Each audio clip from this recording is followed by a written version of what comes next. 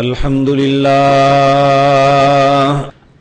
لله نحمده ونستعينه ونستغفره ونعوذ بالله من شرور أنفسنا ومن سيئات أعمالنا من يهده الله فلا مضل له ومن يضلل فلا هادي له وأشهد أن لا إله إلا الله وحده لا شريك له وأشهد أن محمدا عبده ورسوله أما بعد فإن خير الحديث كتاب الله وخير الهدي هدي محمد صلى الله عليه وسلم وشر الأمور محدثاتها وكل محدثة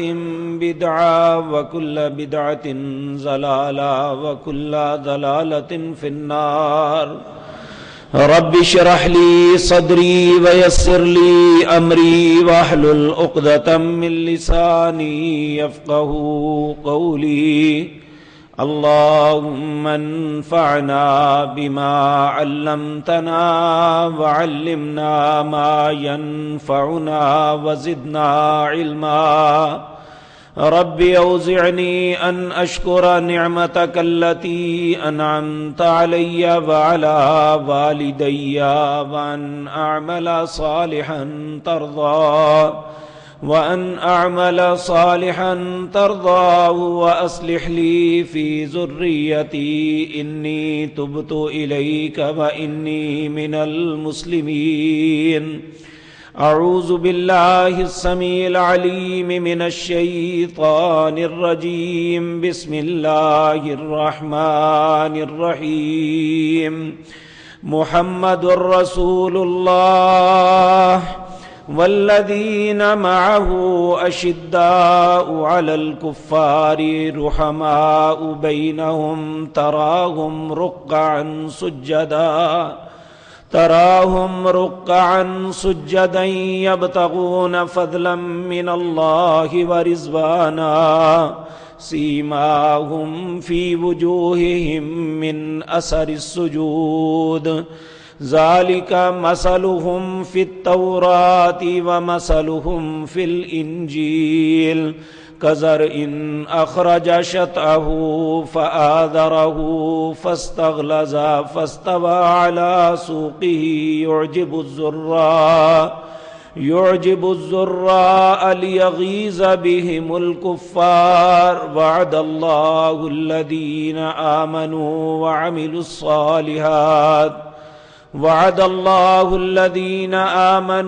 وعملوا الصالحات لهم مغفرة وأجرا عظيما.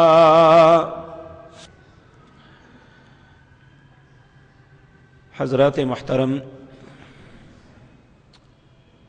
انسانی سوسائٹی کے اندر پروپیگنڈا ایک ایسی چیز ہے، جب کوئی انسان یا کوئی جماعت پروپیگنڈا کرتی ہے تو ان حالات میں بڑے بڑے دانا اور عقل مند انسان بھی اس کی زد میں آ جاتے ہیں کہ جیسی بات سنی تو کچھ انسان تو اس پہ تحقیق کرتے ہیں، اور اللہ کا حکم بھی یہ ہے یا ایھا الذین آمنوا ان جاءکم فاسق بنبأ فتبینوا، اے لوگو جو ایمان لائے ہو، جب تمہارے پاس کوئی خبر آئے تو اس خبر کی تصدیق ضرور کرو. لیکن عمومی طور پہ یہ ہوتا ہے کہ انسان کسی کی دشمنی کے اندر یا کسی کی دوستی کے اندر جب کوئی بھی خبر ایسی سنتا ہے جو اس کی مطلب کی ہے، پھر وہ اس پہ تحقیق نہیں کرتا کہ یہ غلط ہوگی یا صحیح. یا بعض اوقات ایسے ہوتا ہے کہ جو معاشرے کا رویہ ہے ان رویوں کے مطابق جو خبر ملے اسے قبول کرتا ہے. یہ اس بات نے ہمارے دین کو، ہمارے ایمان کو، ہماری زندگیوں میں اتنا نقصان دیا ہے اور اس وقت تک دے رہی ہے، اس کا احساس ہم نہیں کر رہے۔ میرے عزیز بھائیوں، گزشتہ مجلسوں میں آپ کے سامنے اللہ کے نبی جناب محمد الرسول اللہ صلی اللہ علیہ وسلم کے بعد آنے والے خلفاء بتدریج جس طریقے سے خلیفہ بنائے گئے وہ آپ کے سامنے عرض کیا کہ جب رسول اللہ صلی اللہ علیہ وسلم کی وفات ہوئی تو سیدنا ابو بکر کس طرح خلیفہ بنے، کیا حالات درپیش ہوئے، اس میں کون کمپیٹیٹر تھا، کون کون ایک دوسرے کے مخالف تھے، وہ ساری بات آپ کے سامنے عرض کی کہ دنیا کو یہ بتایا جاتا ہے کہ یہ زبردستی چھینی گئی، حالانکہ یہ بہت بڑا جھوٹ اور پراپیگنڈا ہے جو مسلمان قبول کر رہے ہیں۔ اور پھر اس کے بعد سیدنا ابو بکر کے بعد حضرت عمر خلیفہ بنائے گئے تو اس وقت بھی یہ لوگوں کو باور کروایا جاتا ہے کہ یہ زبردستی کیا گیا، حالانکہ اس میں کوئی زبردستی نہیں تھی۔ سیدنا عمر کے مخالف کوئی کمپیٹیٹر نہیں تھا اور سیدنا عمر کی خلافت کی کسی نے مخالفت نہیں کی تھی، بلکہ ہر وہ شخص جن کا نام لے کے پراپیگنڈا کیا جاتا ہے وہ سب کے سب سیدنا عمر رضی اللہ تعالی عنہ کے ساتھی تھے اور آپ کی خلافت پہ خوش تھے۔ اسی طرح گزشتہ مجلس میں آپ کے سامنے یہ عرض کیا، جب سیدنا عمر رضی اللہ تعالی عنہ کو آپ کو زخمی کر دیا گیا اور جب آپ کو حالات کے متعلق، اپنی صحت کے متعلق یہ بات محسوس ہوئی کہ اب اللہ کا حکم آن پہنچا تو لوگوں نے آپ سے ریکویسٹ کی کہ جس طرح سیدنا ابو بکر نے آپ کو خلیفہ منتخب کیا تھا، آپ بھی مسلمانوں کو ان حالات میں مت چھوڑ کے جائیں، ہمارے لیے خلیفہ منتخب فرما دیں۔ تو حضرت عمر رضی اللہ تعالی عنہ نے 6 بندے جو ہیں ان کا نام دیا تھا۔ پہلے تو سوچنے کی مہلت مانگی، پھر 6 بندے ان کا نام دیا تھا، ان 6 بندوں کی شورا بنائی جائے اور 3 دن کا وقت دیا جائے، ان 3 دنوں کے اندر یہ اپنا خلیفہ منتخب اپنے اندر میں سے کر لیں۔ اگر یہ اپنا فیصلہ نہ کر سکیں تو عبداللہ بن عمر سے مشورہ لے لیا جائے، لیکن خلافت میں ان کا حصہ نہیں ہوگا۔ اور میں آپ کے سامنے یہ ساری تفصیل عرض کر چکا ہوں، پہلے 3 لوگوں نے دوسرے 3 لوگوں کے حق میں وڈرا کیا اور پھر حضرت عبد الرحمن بن عوف رضی اللہ تعالی عنہ کو اپنا منصف مقرر کیا گیا کہ آپ نے کہا میں تم دونوں کے حق میں وڈرا اس شرط پہ ہوتا ہوں کہ تم مجھے اپنا فیصل مان لو، میں تمہارے حق میں جو بھی فیصلہ کروں۔ یہ ایک سیدنا عثمان تھے اور دوسرے سیدنا علی رضی اللہ تعالی عنہما تھے۔ انہوں نے 1-2 باتیں کی، حضرت عثمان نے جواب دیا اور ان لوگوں کو بلا لیا کہ بتاؤ میں نے تمہارے ساتھ کوئی بے انصافی کی ہے؟ انہوں نے خود اپنی زبان سے کہا ہمارے ساتھ آپ نے کوئی بے انصافی نہیں کی۔ اب یہ بات ختم ہوئی تو کہنے لگے آپ اپنے عزیز و اقارب کو نوازتے ہیں۔ آپ نے پوچھا میں نے کس کو نوازا ہے؟ انہوں نے کہا آپ نے معاویہ کو گورنر لگایا ہوا ہے، آپ نے عمر بن سعید بن عاص کو گورنر لگایا ہوا ہے اور فلاں کو گورنر لگایا ہوا ہے۔ آپ نے فرمایا میں تمہیں اللہ کا واسطہ دے کے کہتا ہوں کہ یہ تینوں لوگ حضرت عمر کے زمانے میں گورنر نہیں تھے، کہ یہ تینوں لوگوں حضرت ابو بکر کے زمانے میں گورنر نہیں تھے۔ اگر ابو بکر نے ان پہ اعتماد کیا، اگر سیدنا عمر نے ان پہ اعتماد کیا تو پھر میں نے کر لیا تو کون سا گناہ کر لیا ہے؟ اب یہ بات ختم ہوئی تو پھر کہنے لگے آپ نے ہماری چراگاہوں کو پھیلا دیا۔ آپ نے فرمایا دیکھو اسلامی مملکت پھیل گئی، صدقات کے اونٹ اور دوسری چیزیں بہت زیادہ ہو گئی، میں نے اس لیے ان جگہ کو سرکاری زمینوں کو پھیلایا اور لوگوں کو وہاں داخلے سے منع کیا کہ یہ جو سرکاری چراگاہیں ہیں ان کے اندر صرف وہی اونٹ، وہی جانور چریں گے جو اسلامی فوج کے لیے استعمال ہوتے ہیں۔ اس میں میں نے کون سا گناہ کیا ہے؟ کیا میں نے اپنے لیے کیا ہے؟ پھر کہنے لگے جس دن میں نے خلافت لی تھی اس دن مدینہ کے اندر اور مکہ کے اندر مجھ سے زیادہ اثاثے کسی کے نہیں تھے، اور آج خلافت کو 11 سال ہو گئے، میرے پاس صرف 2 اونٹ ہیں، میں نے ایک حج کے لیے رکھا ہوا ہے اور ایک گھر کے سامان کو ڈھونے کے لیے، اس کے علاوہ میرے پاس کوئی اثاثہ نہیں ہے۔ اب اس بات کا کوئی جواب نہیں ہے، لیکن چونکہ ذہن میں خباثت تھی، اسلامی مملکت کو توڑنا تھا اور اسلامی نظریاتی اساسوں کو برباد کرنا تھا، یہی ان کا مقصد تھا کہ مسلمان فتنوں میں پڑے۔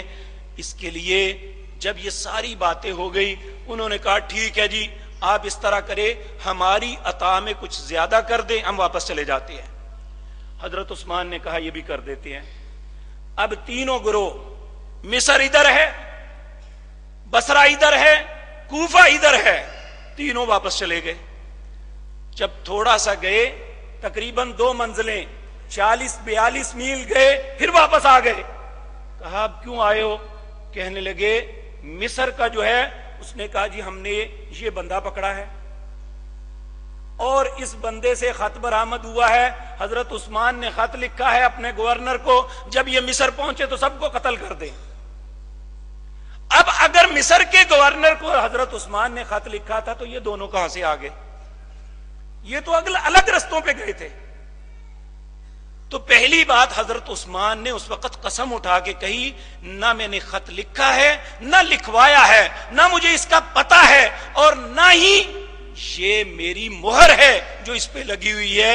اس کے باوجود انہوں نے مدینہ منورہ میں فتنہ ڈالا، اور چونکہ صحابہ کم تھے اور انہوں نے بہت کوشش کی حضرت عثمان کو اس بات پہ آمادہ کرنے کی، آپ ہمیں اجازت دیجئے، ہم ان کا رستہ روکیں گے۔ اور واقعتاً اگر حضرت عثمان اجازت دے دیتے تو صحابہ بے شک کم تھے، لیکن ان میں سے کوئی شخص آپ تک نہیں پہنچ سکتا تھا۔ حضرت عثمان کے ذہن میں ایک ہی بات تھی، وہ جب بھی کوئی شخص اجازت چاہتا، حضرت حسن نے اجازت مانگی، حضرت ابو ہریرہ نے اجازت مانگی، حضرت عبداللہ بن عمر نے اجازت مانگی، حضرت عبداللہ بن عباس نے اجازت مانگی، اور بھی حضرت طلحہ نے بھی اجازت مانگی، سب نے اجازت مانگی۔ آپ نے کہا اگر تمہارا میرے ساتھ کوئی تعلق ہے تو میں تمہیں اللہ کا واسطہ دے کے کہتا ہوں، میرے لیے تلوار نہ اٹھانا، یہ اللہ کے رسول کا شہر ہے، میں نہیں چاہتا کہ میری وجہ سے ایک مسلمان کا بھی خون یہاں گرے۔ انہوں نے کہا آپ کو قتل کر دیں گے، کہا کچھ بھی کر دیں، مجھے رسول اللہ نے یہ کہا تھا صلی اللہ علیہ وسلم۔ عثمان، اللہ تجھے خلافت کی قمیض پہنائے گا، لوگ تجھ سے اتروانے کی کوشش کریں گے، اتارنا نہ، اور اس مصیبت میں تمہارے لیے میں صبر اور استقامت کی دعا مانگتا ہوں۔ سیدہ عائشہ صدیقہ رضی اللہ تعالی عنہا اس حدیث کی راوی ہیں، حضرت عثمان رضی اللہ تعالی عنہ کو ظلماً اس طرح پہلے آپ کا پانی بند کیا گیا، آپ کو مسجد میں جانا بند کر دیا گیا، اور آپ کو نماز کی حالت میں آپ کو اذیت دی گئی، اور پھر یہاں تک ہوا کہ 18 ذی الحج بروز جمعہ صبح کے وقت حضرت عثمان رضی اللہ تعالی عنہ کو شہید کر دیا گیا، اور سب لوگ باوجود چاہتے ہوئے بھی کچھ نہ کر سکے۔ کیوں؟ جب بھی کسی نے کہا، حتیٰ کہ صحابہ کے جوانوں کا ایک گروہ وہ زبردستی مکان کے اندر داخل ہوا اور تلواریں کھینچ لی کہ ہم حضرت عثمان کی حفاظت کریں گے، تو حضرت عثمان رضی اللہ تعالیٰ عنہ نے کہا میں قیامت کے دن اللہ کی بارگاہ میں تمہیں معاف نہیں کروں گا، میں تمہیں حکم دیتا ہوں، مجھے کسی کی حفاظت کی کوئی ضرورت نہیں، تم سب لوگ چلے جائے، مجھے اللہ کے حوالے کرو۔ اور جب یہ بدبخت لوگ گئے، اللہ کے نبی نے کہا تھا اس شخص کو، ایک شخص جا رہا، آپ نے کہا اس شخص کو جو لوگ شہید کریں گے وہ دنیا کے بدبخت لوگ ہوں گے۔ ایک شخص اٹھا، وہ گیا، آپ نے ایک رومال پٹکا باندھا ہوا تھا، جا کے سر سے پٹکا اٹھایا تو نیچے دیکھا سیدنا عثمان رضی اللہ تعالیٰ عنہ جا رہے تھے۔ کہنے لگے میں پریشان ہو گیا کہ حضرت عثمان کے متعلق نبی صلی اللہ علیہ وسلم نے فرمایا، اور واقعتاً امام ابن سیرین کہتے ہیں میں نے ایک دن بیت اللہ کا طواف کر رہا تھا، ایک شخص اللہ سے دعا مانگ رہا تھا اللہ تو مجھے معاف کر دے، لیکن مجھے پتا ہے تو مجھے معاف نہیں کرے گا، کیونکہ میرا گناہ ایسا ہے جو مجھے بھی احساس ہے کہ مجھے معافی نہیں مل سکتی۔ آپ نے کہا کہ میں نے جب یہ بات سنی تو مجھے بڑا تعجب ہوا، یہ کیسا شخص ہے جو دعا بھی مانگ رہا ہے اور کہتا ہے میری دعا قبول نہیں ہو سکتی۔ کہتے ہیں میں نے اسے پوچھا بھائی تم کیا دعا مانگ رہے ہو، یہ کیسے کر رہے ہو؟ وہ رو پڑا، کہنے لگا میں بھی ان بد نصیب گروہوں میں میں بھی ایک شخص تھا جس نے سیدنا عثمان رضی اللہ تعالیٰ عنہ کی شہادت میں حصہ لیا تھا، اور میں نے قسم کھائی تھی کہ آپ کے منہ پہ نعوذ باللہ تھپڑ ماروں گا۔ پھر اس نے اپنا بازو نکالا، کہنے لگا جب میں نے تھپڑ مار لیا تو اس دن سے آج تک میری بازو لکڑی کی طرح بنا ہوا ہے۔ اللہ نے بازو سکھا دیا۔ اور جس شخص کے متعلق شک بھی ہے کہ یہ شخص حضرت عثمان کے قتل میں شامل تھا، وہ بدترین موت مرا۔ اور اس میں یہ بات میں عرض کر دوں کہ شیعہ لوگوں نے اپنی روایات کے اندر ایسے ایسے صحابہ کا نام داخل کیا ہے جن کا سرے سے کوئی تعلق نہیں تھا۔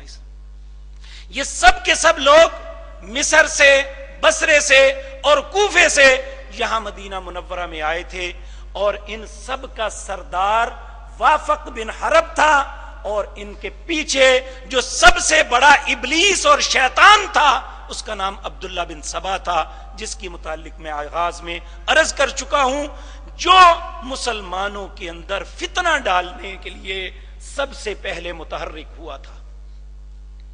اور میرے عزیز بھائیوں، ان تین گروہوں عیسائی، یہودی اور مجوسی، ان تینوں کا مغلوبہ جو تھا، پھر یہ ایک فرقہ باقاعدہ بن گیا جنہوں نے اپنا نام شیعان علی رکھا۔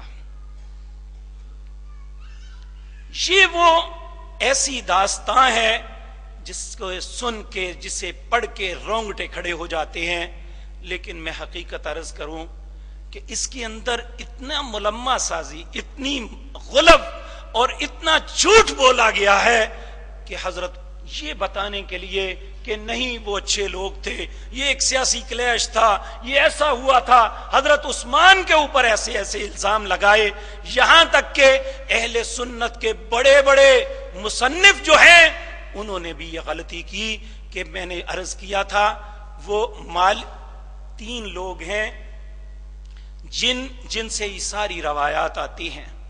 ان میں ایک ابو مخنف لوط بن یحییٰ ہے۔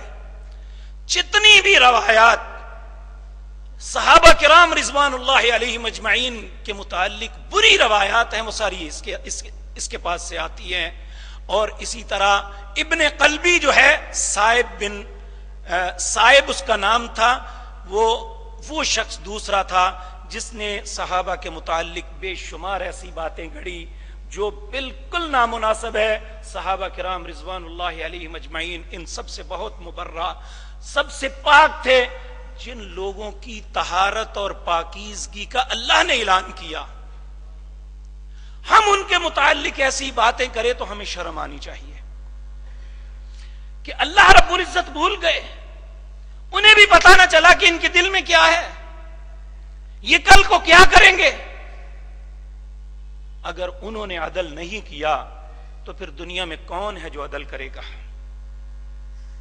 اگر ان کے ہاتھ میں نیکی نہیں، ہاں ایک الزام یہ لگایا کہ آپ نے قرآن جو ہے یہ آپ نے ایک بنا کے باقی جلا دیے ہیں۔ اب یہاں یہ بات عرض کر دوں، حضرت عثمان رضی اللہ تعالیٰ عنہ کا امت محمد الرسول اللہ صلی اللہ علیہ وسلم پر بہت بڑا احسان ہے۔ یہ غالباً 31 ہجری کی بات ہے، آرمینیا کی سرحد پر ایک اسلامی لشکر آیا ہوا تھا اور وہاں معرکہ تھا۔ تو ایک دن رات کو مغرب کی نماز پڑھاتے ہوئے ایک امام نے قرات کو ایک الفاظ میں پڑھا، لوگوں نے پیچھے سے ٹوکا، وہ نہ رکا، اس نے پڑھ دیا۔ جب نماز ختم ہوئی تو آپس میں تکرار شروع ہو گیا، وہ کہنے لگے غلط پڑھا ہے، وہ کہنے لگا میں ٹھیک پڑھا ہے۔ یہ صرف قرات کا اختلاف تھا، جس طرح ہماری پنجابی زبان میں بھی سیالکوٹ کے لوگ، گجرانوالے کے لوگ، سرگودا کے لوگ، یعنی ان میں الفاظ کا تھوڑا تھوڑا فرق ہوتا ہے، اسی طرح عربی زبان میں بھی 7 لغتیں ہیں۔ مکہ کے لوگ، ایک لفظ ہے، میں ایک مثال کے طور پہ دیتا ہوں، مکہ کے لوگ ایک لفظ ہے تابوت، تا الف تا با و بو پھر آگے تا، تابوت، قرآن میں تابوت لکھا ہوا ہے، یہ قریشی زبان کا لفظ ہے۔ مدینے کے لوگ اسے تابوہ کہتے ہیں، تا الف تا با و بو آگے ہا گول، لفظ ایک ہے، معنی ایک ہے، صرف لغت کا فرق ہے۔ حضرت عثمان اس وقت انہوں نے آپس میں تلواریں کھینچ لی، تو حضرت حذیفہ بن یمان جو اس کے سپہ سالار تھے، اس نے کہا خاموش ہو جاؤ، امیر المومنین کے پاس جا کے فیصلہ ہوگا۔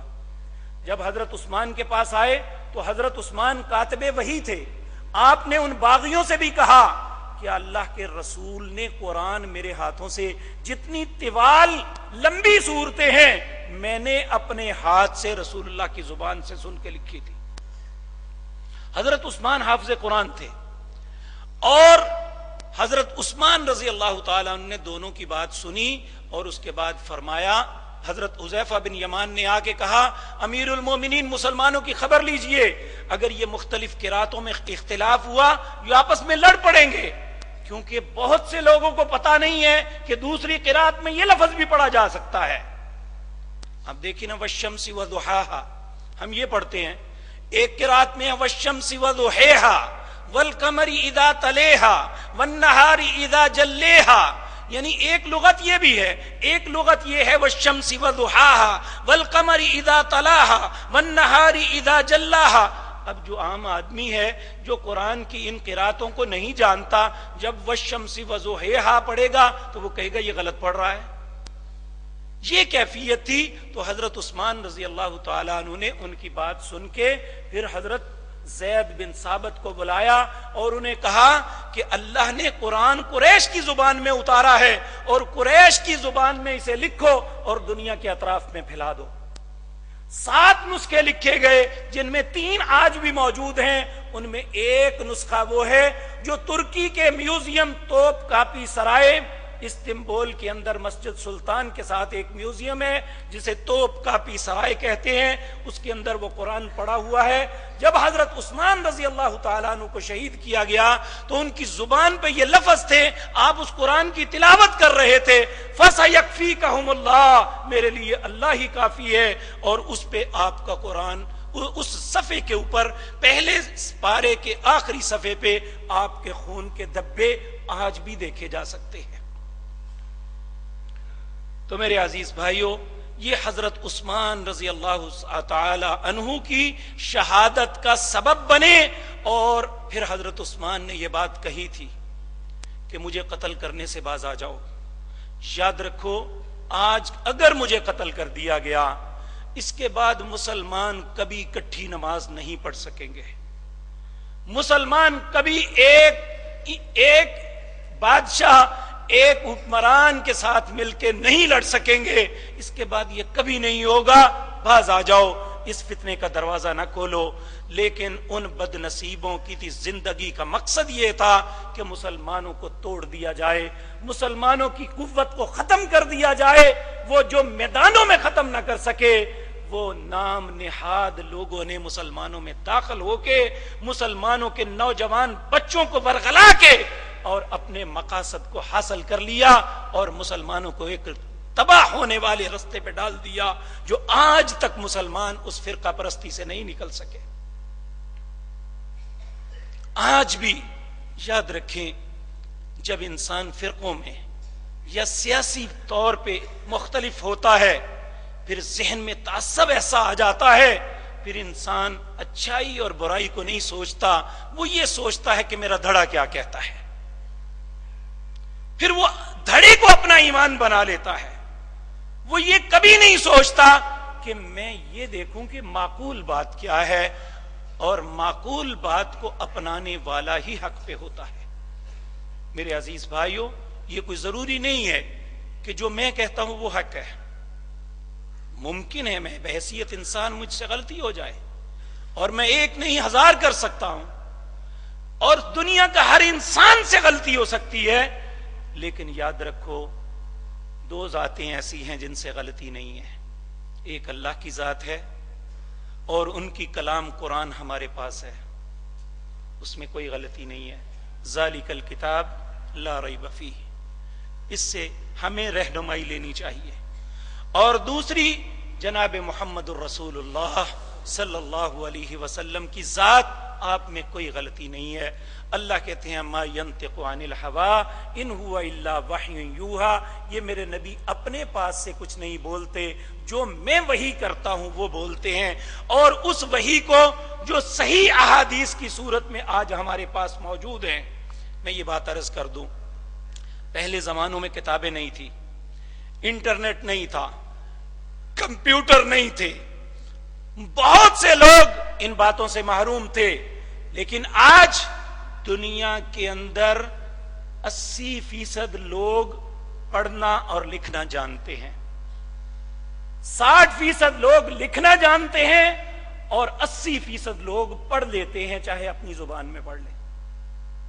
آپ دیکھیں نا، ایک بچہ پرائمری بھی پڑھا ہوا ہے، وہ بوڑھا بھی ہو جائے وہ قرآن بھی پڑھ سکتا ہے اور اردو بھی پڑھ سکتا ہے، چاہے اس نے صرف 5، حالانکہ 5 جماعتوں کی کوئی حیثیت نہیں ہوتی۔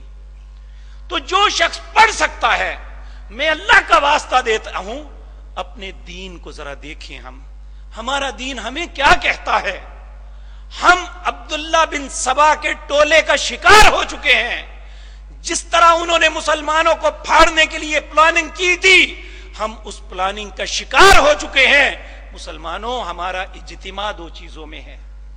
اللہ کے نبی نے اللہ اکبر حجۃ الوداع کے خطبے میں، جب آپ نے وہ معرکۃ العراء خطبہ دیا، جسے خطبہ حجۃ الوداع کہتے ہیں، اس میں ایک شق یہ تھی، ترکت فیکم امرین لن تضلوا ما تمسکتم بہما کتاب اللہ و سنتی۔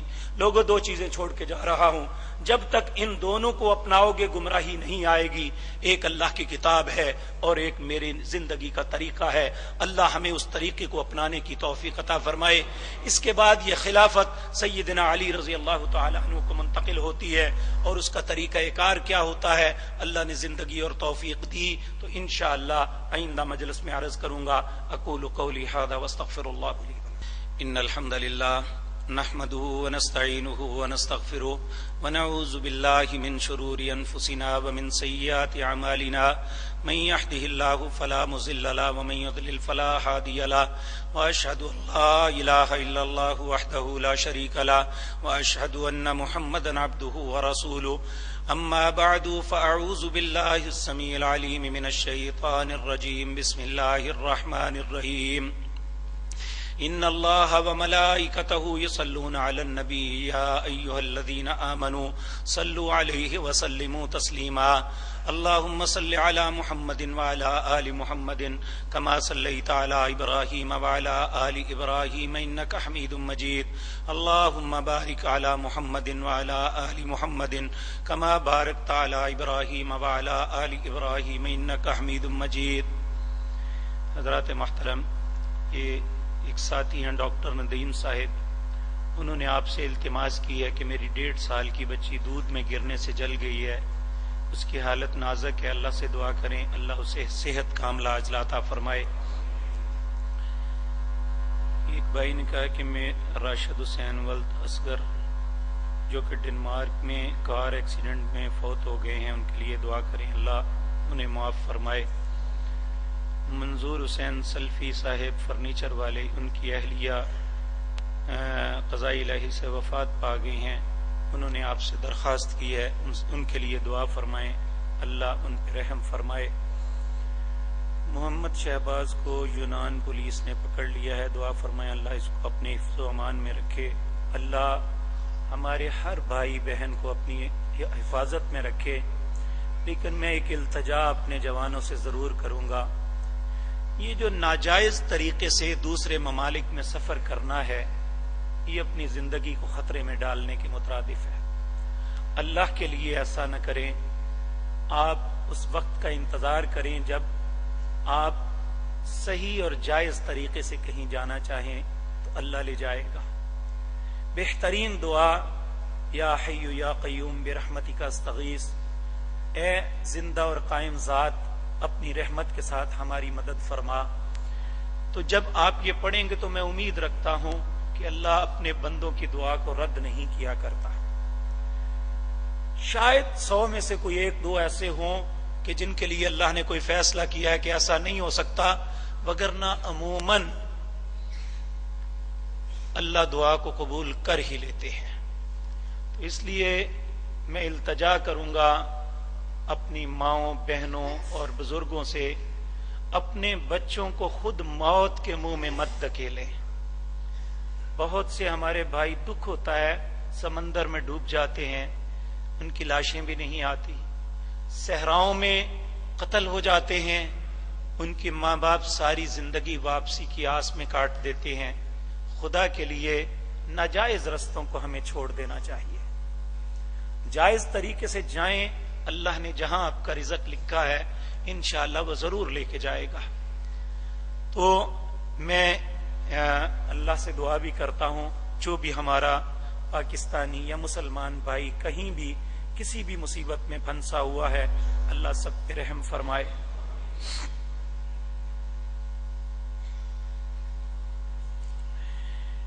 اللہ اکبر.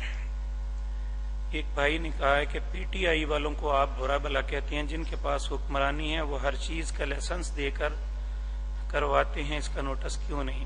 میرے عزیز بھائی، میں پہلے بھی یہ بات عرض کر چکا ہوں، اب میں پھر اللہ کے گھر میں کھڑا ہو کے یہ بات عرض کرتا ہوں کہ غلط کام کوئی بھی ہے، چاہے وہ نواز شریف کرے، وہ مشرف کرے، وہ پیپلز پارٹی کرے یا پی ٹی آئی کرے، میری کسی کے ساتھ کوئی کمٹمنٹ نہیں ہے، کسی کے ساتھ کوئی دوستی یا دشمنی نہیں ہے. جس دن میں اپنی ذات کے لیے آپ کو کہوں تو آپ میری گریبان کو آ کے پکڑ لینا، تم اس ممبر کو اپنی ذات کے لیے کیوں استعمال کر رہے ہو؟ اگر یہ باتیں اسلام کی ہیں اور میں ان باتوں سے اللہ ڈراتا ہوں کہ ہمیں ان فتنوں میں مبتلا نہیں ہونا چاہیے، تو چاہے وہ کسی کا بھی ہو، اس بات پہ کسی بھائی کو غصہ نہیں آنا چاہیے. اگر میں پیپلز پارٹی کو کہتا تھا یا مشرف کے دور میں یہ بات کرتا تھا تو وہی میرے بھائی، وہی میرے بزرگ اپریشیٹ کرتے تھے. آج اگر ان کی پارٹی کو کچھ ہوتا ہے تو پھر کیوں ایسی بات کرتے ہیں؟ غلط کو غلط کہیں، یہی اسلام ہے. چاہے وہ میرا باپ کرتا ہے، میرا بھائی کرتا ہے، میرا بیٹا کرتا ہے، جو غلط ہے وہ غلط ہے. میں پھر اللہ کو گواہ بنا کے کہتا ہوں، میرا کسی کے ساتھ کوئی دوستی یا دشمنی نہیں ہے، میرا کسی سیاسی پارٹی سے کوئی تعلق نہیں ہے، میں کبھی کسی کے سٹیج پہ جا کے بات نہیں کی اور نہ ہی اس کو کسی کے لیے استعمال کرتا ہوں. لیکن جو غلط ہے اسے غلط تسلیم کریں. غلط ہے گانا بجانا، غلط ہے یہ میرا بھائی یا بیٹا کرے گا تو وہ بھی غلط کرے گا. اگر نون لیگ کوئی غلط کام کرتی ہے تو وہ میری خالہ کی بیٹی نہیں ہے، وہ بھی غلط ہے. تو میں بارہا مرتبہ یہ بات عرض کر چکا ہوں. تو اگر جب تک ہمارے اندر یہ اوصاف نہیں آئیں گے، دیکھیں حضرت عمر رضی اللہ تعالی عنہ، آپ نے ممبر پہ کھڑے ہو کے یہ بات کہی، آج کے بعد 400 درہم سے زیادہ حق مہر کوئی نہیں باندھے گا. ایک عورت کھڑی ہو گئی، کہنے لگی امیر المومنین، اللہ نے قرآن میں کہا ہے کہ خزانہ باندھ، تو آپ کیسے منع کر سکتے ہیں؟ آپ نے کہا اللہ تیرا شکر ہے کہ میری رعایا میں ایسی خواتین موجود ہیں جو میں اگر غلط فیصلہ کرتا ہوں تو مجھے ٹوک سکتی ہیں. تو یہ اگر غلط کرتا ہوں تو مجھے کہیں، لیکن اگر ایک غلط بات پہ میں کچھ عرض کروں تو اس بات پہ آپ ناراض ہوں تو پھر آپ کی مرضی ہے. کیا قرآن مجید کو ہاتھ میں پکڑ کے بغیر وضو پڑھنا جائز ہے؟ میرے عزیز بھائیوں، 2 چیزوں کے لیے وضو شرط ہے، ایک نماز کے لیے، ایک طواف کے لیے. باقی جتنے بھی معاملات ہیں اس میں وضو کرنا اچھا ہے. اگر بے وضو ہوگا تو وہ قرآن پڑھ سکتا ہے، پکڑ سکتا ہے، کوئی ایسی بات نہیں ہے. ہاں اگر وہ جنبی ہے تو پھر قرآن کو نہیں پکڑ سکتا، کیونکہ اللہ کا حکم ہے لا یمسہ الا المطہرون۔